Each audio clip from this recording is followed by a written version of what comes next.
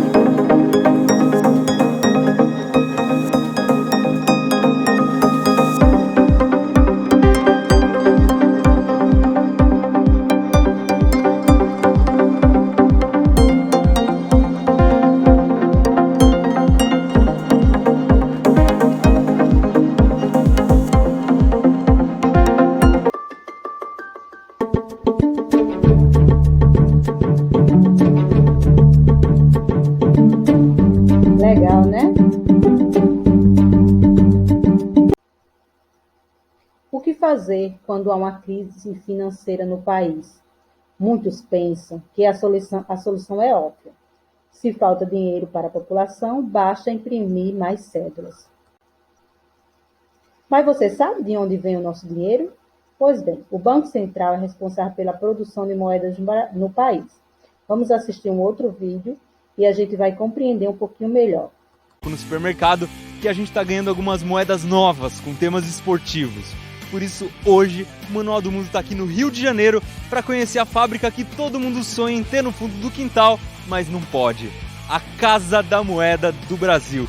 A gente vai ver como é feito o nosso rico dinheirinho e é aqui também que vão ser feitas as medalhas para 2016. Bora ver! A Casa da Moeda tem mais de 300 anos e fica em um complexo industrial na zona oeste do Rio de Janeiro. A empresa tem 3 fábricas. Uma gráfica que faz passaportes, selos e outros produtos, uma fábrica de moedas e uma de cédulas. E é nessa que a gente vai primeiro. Esse aqui é o papel que chega na Casa da Moeda. Já não é um papel comum, papel todo preparado. Se você olhasse uma folha dessa contra a luz, você já conseguiria ver as marcas d'água, que são aquelas partes mais finas e mais grossas do papel que formam uma impressão.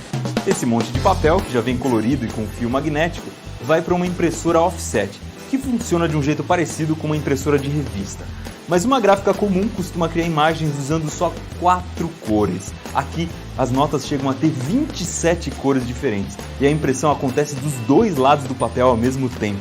É nessas máquinas que são colocadas no papel as tintas invisíveis, que só aparecem com luz ultravioleta e aquelas microimpressões que a gente só consegue entender usando uma lupa. As notas ficam secando por 72 horas e depois vão para uma máquina que faz um tipo de impressão chamado de calcografia. É ela que coloca a tinta em alto relevo, ou seja, a tinta fica bem grossa no papel e você consegue perceber quando passa a mão. Numa nota falsa, o falsário ele não consegue fazer esse relevo na impressão calcográfica, né? Então, para se identificar uma cédula, é imprescindível, né, que tenha esse alto relevo. Não tendo alto relevo, pode-se dizer essa cédula certamente é falsa. Quando termina a impressão, as cédulas vão para uma checagem visual. É um time de mulheres bem preparadas que conseguem enxergar defeitos de impressão muito pequenininhos. Só depois desse pente fino é que as notas recebem a numeração, que é uma espécie de RG. E é essa numeração que vai garantir o controle e a segurança das cédulas. Aí, finalmente, as notas vão se desgrudar. Primeiro, uma guilhotina tira a borda do papel e depois as notas vão sendo separadas e embaladas ao mesmo tempo. No caso das notas de 100, elas são organizadas em pacotinhos de R$10.000 e depois embaladas num pacote de R$100.000 que vai para dentro de uma caixa. Se você ganhasse no Show do Milhão, era mais ou menos um pacote desse aqui que você levaria para casa. Isso aqui tem R$1.600.000 em cédulas de R$100. Já estão todas numeradas, empacotadas, prontinhas para serem mandadas para o Banco Central. A gente acabou de ver como são feitas as cédulas, bora ver como são feitas as moedas.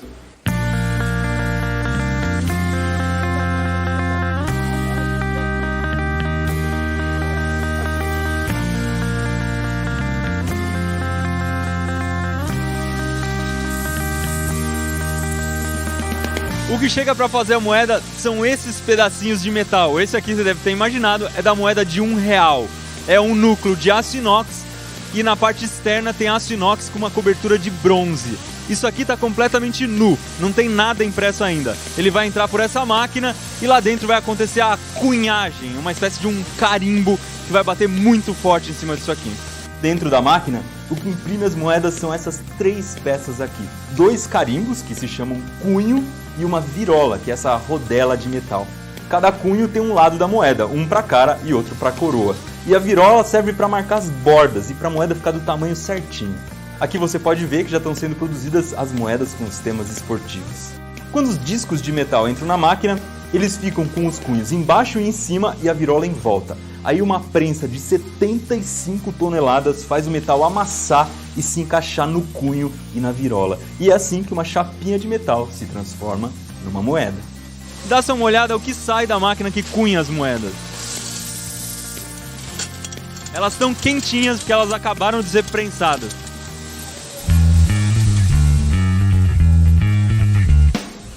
O que impede de uma pessoa pegar um pedaço de metal e fazer uma moeda em casa? Por que é difícil de falsificar? O que garante que ninguém vai falsificar uma moeda? Primeiro, esse produto, a moeda brasileira, ela é rica em detalhes. Para você fabricar um matrizeiro com a complexidade que fica bem difícil de se reproduzir. Precisa de maquinários extremamente caros, né, que é onde desestimula o investimento do falsificador.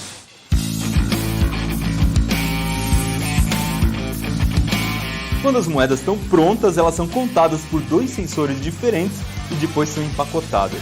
As de R$1 são colocadas em saquinhos de 50 moedas que vão dentro de um saco maior com 10 saquinhos cada. Cada saco desse que está passando aqui tem R$500 em moedas. Um dos jeitos de contar quantas moedas tem é pesar. Ele tem que ter 3 quilos, 520 gramas. E é essa máquina que faz isso. Então o que eu vou fazer é tentar sabotar um saco colocando algumas moedas a mais. Olha, ele está passando aqui. Vou botar 50 moedas a mais, vamos ver o que vai acontecer.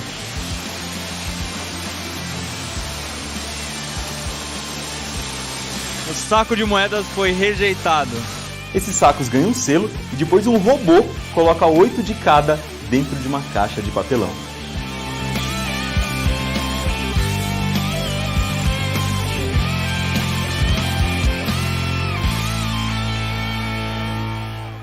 Eu estou sentado aqui no produto final da cunhagem de moedas. Esse pallet, os pallets de moedas de R$1 tem 128 mil moedas de R$1 que vão para o Banco Central. E são 32 caixinhas dessa aqui dentro do pallet. Cada caixa dessa tem R$4.000 e 30 quilos. Um pouco no supermercado que a gente está ganhando algumas moedas novas. Mas para imprimir novas cédulas de dinheiro não é tão fácil e simples assim. Melhorar a situação financeira de um país envolve muitos aspectos, como ajuste de juros, né, que é quando a gente devolve aquilo que a gente tomou emprestado, reorganização de benefícios sociais, contenção de gastos com infraestrutura e aumento e criação de impostos. Então, a inflação é um dos maiores medos e a gente vai saber o que é inflação a partir do próximo vídeo. A feira e o tomate está 3 vezes mais caro numa determinada semana, isso não é necessariamente inflação. Pode ser resultado de chuva demais, praga na lavoura ou problema de transporte no tomate. Agora, se além do tomate subiu também o preço do arroz, da gasolina, da mensalidade escolar, do aluguel, aí sim nós temos inflação. É quando sobe o nível de preços médios da economia. Existem 2 tipos de inflação, a de oferta e a de demanda. A inflação de oferta também é chamada de inflação puxada por custos. Ela acontece quando os preços de matérias-primas básicas, como a eletricidade ou a gasolina, crescem. Esses reajustes impactam diretamente nos custos de quase todas as empresas e são repassadas ao consumidor. Agora vamos à inflação de demanda. Se a economia vai bem e todo mundo quer trocar de carro, por exemplo, é possível que as montadoras não deem conta da demanda. Com muita procura e pouco carro no mercado, o resultado é o aumento do preço. Essa expansão da demanda pode acontecer por vários fatores. Ou porque as pessoas estão ganhando salários mais altos, ou porque o crédito no banco está fácil de conseguir, quando o Banco Central imprime moeda para financiar o governo. No fim, quem mais sofre com a inflação é quem vive de salário, porque sua renda quase não muda. Então, se um trabalhador ganha hoje o mesmo que ganhava há 2 anos, na prática ele perdeu o poder de compra porque as coisas estão mais caras. O descontrole da inflação tende a gerar um ciclo vicioso. Os preços crescem, os trabalhadores negociam salários maiores para tentar compensar e logo depois os preços crescem ainda mais. Há ainda a questão das expectativas. Se o consumidor acha que um produto vai ficar mais caro no futuro, ele tende a comprar agora mais desse produto. O mesmo acontece com os empresários. Se eles acham que os preços vão subir lá na frente, eles já embutem desde agora os custos nos produtos para manter a margem de lucro. Ou seja, a inflação é uma bola de neve. A feira e o tomate está 3 vezes mais caro numa determinada semana, isso não é necessariamente inflação. Pode ser resultado de chuva demais, praga na lavoura ou problema de transporte no tomate. Agora, se além do tomate subiu também o preço do arroz, da gasolina, O medo da inflação, né? É um dos medos que a população acima de 30 anos tem. A inflação no país já atingiu números muito elevados. Você já sabe o que é inflação, já sabe do que eu estou falando.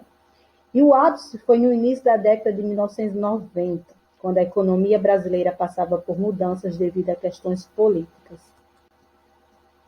É uma prioridade do governo combater a inflação, quando há desvalorização da moeda, ou seja, quando o dinheiro reduz a capacidade de comprar coisas, a sociedade perde, inclusive, a credibilidade internacional. Isso porque as empresas internacionais que poderiam investir no nosso país e gerar mais emprego e renda se recuam. E quem administra tudo isso? Quem organiza tudo isso? O governo estabelece meta a partir de um estudo, uma fórmula, e ele estabelece políticas públicas para estabilizar a economia e social do Brasil. E o Conselho Monetário, que faz toda essa comunicação. O estudo da inflação envolve o volume adequado de produção e dinheiro e oferta de crédito para a população e para as empresas. Nossa atividade desse momento, pausa o vídeo se precisar, mas pode terminar e depois você voltar para refazer. Conversas com seus familiares com maior idade sobre a época que o país viveu uma das crises inflacionárias de todos os tempos, por volta de 1980 a 1990. Como era? Pergunte a eles como eram os aumentos de salário em relação à população e aumento de preço, como era como faziam para poupar dinheiro, era possível? Como eram os planejamentos de compra? Era diferente de hoje? E depois desses anos, de 1980 a 1990, o que melhorou? E se melhorou? Mas sabemos que o Brasil tem um potencial econômico muito bom, porque ele é extenso, o território dele é extenso, ele possibilita variações climáticas, colaborando para o plantio de diferentes culturas. O que contribui para isso é o fato que o país é cortado por dois paralelos, a linha do Equador e o Trópico de Capricórnio. E possui cenários climáticos distintos, consequentemente botânicos. Vocês já devem ter visto isso em geografia. Você sabia que o Brasil disputa com os Estados Unidos a disputa do primeiro lugar do maior produtor de soja do mundo? E esse desempenho econômico está ligado a políticas públicas. E conflitos de interesse, quando não negociado ou acordado, pode agravar a economia. Continuando falando sobre potencial econômico, o desenvolvimento econômico, todavia, depende de maneira como os seus recursos são organizados e cuidados, Então, você já ouviu falar do PIB? O crescimento do PIB, depende muito. Mas vamos ver o que é PIB primeiro? O que é PIB? A macroeconomia, como vimos na aula anterior, olha para o todo, lembra a visão panorâmica de uma floresta.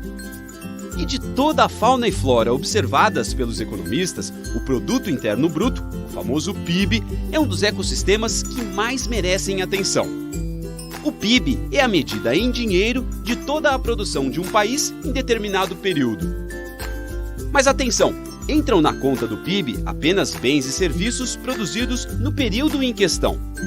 Por exemplo, se um carro foi produzido em 2014, mas foi vendido em 2015, ele entra apenas no cálculo do PIB de 2014, não no de 2015. E o que mede o PIB? Ele mede a atividade econômica dos países. Mas temos um problema aí. A unidade de medida do PIB é dinheiro, e quando medimos tudo em dinheiro, precisamos fazer alguns ajustes. Imagine se a produção de todos os itens for constante de um ano ao outro, mas o preço de tudo tiver dobrado. O cálculo do PIB não seria fiel à realidade. Afinal, o PIB teria dobrado sem alteração nenhuma no ritmo de produção. Esse cálculo a preços correntes, menos preciso, é o chamado PIB nominal. Os economistas preferem medir a atividade econômica com o PIB a preços constantes, conhecido como PIB real. Nessa fórmula, explicando aqui de maneira simplificada, os economistas calculam o PIB como se os preços não tivessem mudado ao longo do tempo. Funciona assim. Para calcular o PIB real de 2015, os economistas usam 2014 como ano base para os preços. Ou seja, toda a inflação ocorrida em 2015 é desconsiderada. E é só assim, observando apenas a variação física da produção econômica, que dois PIBs de dois períodos diferentes podem ser comparados. Mas e aqueles gráficos todos que vemos na TV quando falam sobre o PIB? O que significam? Se nunca passou pela sua cabeça, certamente já passou pelo seu bolso. Bem, você já ouviu falar, né, sobre o que é PIB. Agora a gente passa a falar sobre o crescimento do PIB. Quando não crescimento do PIB, pode haver o chamado efeito cascata. Há uma redução do volume de produtos e serviços comercializados, que provocam a redução dos lucros das empresas, que por sua vez são forçadas a reduzir custos e gera assim desemprego. Perceba que o Brasil está, nessa tabela aí, está ocupando a 10ª posição entre as maiores economias do planeta. Mas sabemos que, na realidade, né, a gente não vive isso. Por quê? Porque o dinheiro, a economia, né, a posição econômica está circulando numa minoria. Numa minoria. Então, o dinheiro circula numa população menor que deveria. Então, a atividade desse momento é o seguinte. Vocês costumam ler reportagens de jornal, principalmente aquela parte econômica? Pois bem, escolha o jornal e em grupo e discuta a reportagem da economia. Existe qual foi o entendimento, pode até utilizar o dicionário para compreender melhor as palavras. E aí vocês vão discutir e vão expor o que entenderam. E, em seguida, vão dizer qual a importância de se analisar o PIB de uma nação e quando o Brasil passa por um baixo crescimento no PIB, quais são as consequências para a população? Reflita aqui comigo. Por qual motivo falamos da economia com tanta ênfase? É simples de compreender. O funcionamento da economia do nosso país é fundamental para um bom planejamento familiar, a médio e a longo prazo. O crescimento econômico é visto de uma forma simples, através da oferta de uma maior quantidade de bens à população, através da sua produção a longo prazo. Em outra ótica, esta produção gera uma renda maior para os trabalhadores e investidores da economia. Você percebe agora o quanto é necessário entender e estar atualizado sobre a economia brasileira e mundial. Mas toda mudança significativa e duradoura é pautada em cima da educação. Somente um cidadão educado é capaz de realizar mudanças. E qual a diferença entre desenvolvimento econômico e crescimento econômico que a gente está falando? Para se haver desenvolvimento econômico, se faz necessário que o crescimento econômico seja melhor distribuído entre a população e que o impacto seja bem positivo na expectativa de vida e no nível de escolaridade da população. Não aquilo que o rico fica mais rico e o pobre fica mais pobre. É bem diferente disso aí. Daí se entender que as políticas econômicas verdadeiramente eficazes devam ser aquelas que provoquem impactos positivos de crescimento na economia. Então, a sua escolha política impacta na sua vida, porque são eles, os políticos, presidente, não estou falando de político nem de presidente nenhum, gente, mas eu quero lhe dizer que as escolhas vão impactar na sua vida. Então, maiores investimentos na educação é que fazem a diferença, que transforma e que não tem esse negócio de rico ficar mais rico e de pobre ficar mais pobre. Muito obrigada e até a próxima aula.